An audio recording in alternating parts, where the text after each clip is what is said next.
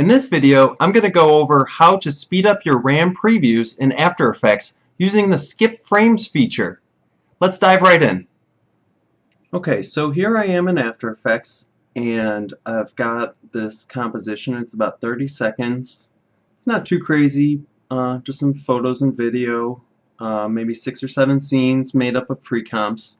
And you know, if I control click on the time here, I can see my time code in frames. The idea is that your RAM preview, depending on how much RAM you have in your machine and how powerful it is, has a capability to play a certain amount of frames back.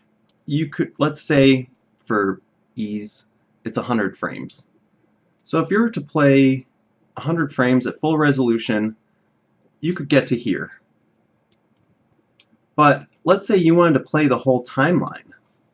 Now you could try lowering your resolution down to like quarter res, and that might get you further, but still might not get you all the way to the end here, which is 900 frames.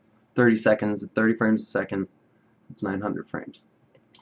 But in the preview, there is this feature called skip frame.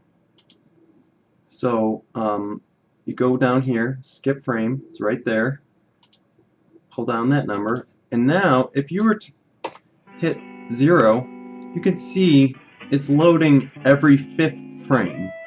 So if you have 100 frames, you can now play up to 500 at full resolution whereas before you could only get to frame 100. So while you have to look at this maybe in more of a steppy fashion, it's a really good way to see your overall timing.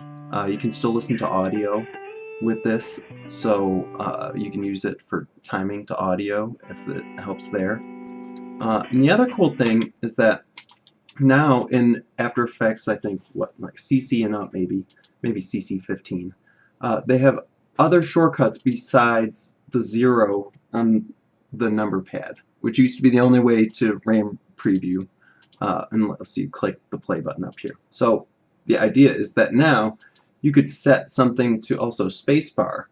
So what I do often is I have my 0 set to quarter resolution in 5 frames,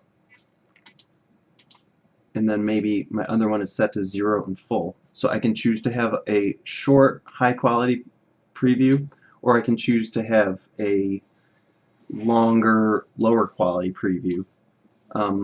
To be totally honest, I actually usually leave this on auto and just control it from here if I find it a little bit easier.